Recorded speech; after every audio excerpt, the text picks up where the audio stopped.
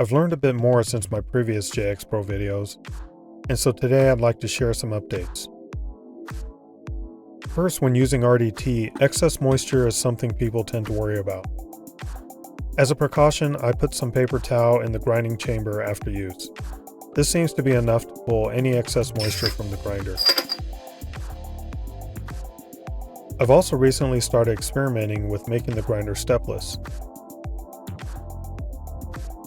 I did this by cutting out a plastic ring from an empty water bottle and placing it between the frame and the adjustment ring. I did reach out to Easy Presso, and they did mention that they initially explored going stepless, but had issues with the settings changing while grinding. I haven't run into this issue, and I think it's because the plastic ring provides enough friction to prevent that. Each step with the JX Pro, I believe, is a 12 micron adjustment to the grind. But with this plastic ring, it allows me to make even finer adjustments.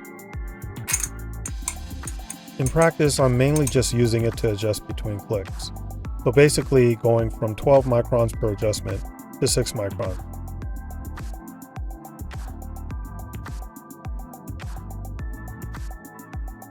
This play that you're noticing is with the sliding column. I don't believe it has any effect on the grind, but for making these minute grind adjustments, it does make it a little harder to know exactly where I'm at. Also, I see this as just an experiment for now. I don't yet know if there are any drawbacks or risks. A common question that comes up is knowing the close position of the burrs. I found with the JX Pro it's pretty easy to over-tighten, especially if you're trying to align to the 0 mark. Typically for hand grinders, they say that you should adjust until the handle no longer is able to turn freely, and that this is the burrs fully closed. For me, what I like to do is to first get a feel for where the burrs just start to touch. And then I go a little tighter than that. Basically to where from the bottom I can no longer move the burr with my finger. I don't think there's any benefit to tightening beyond that point.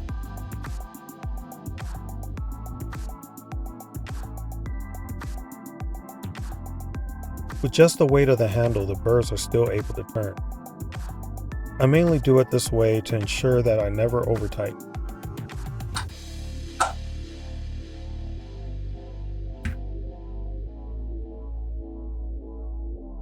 Lastly, for calibration, I found that the rotational position of the burrs makes a difference.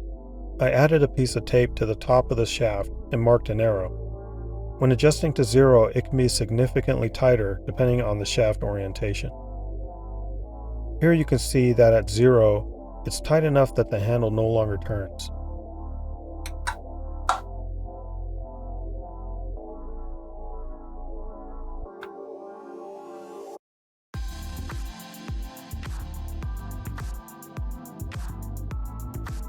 But if I adjust the shaft position, I'm now at my preferred close position, and the handle still falls under its own weight.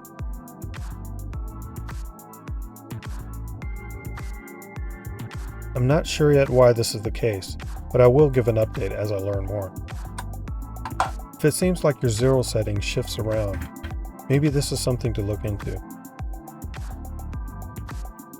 And that's all I have for today. Thanks for watching.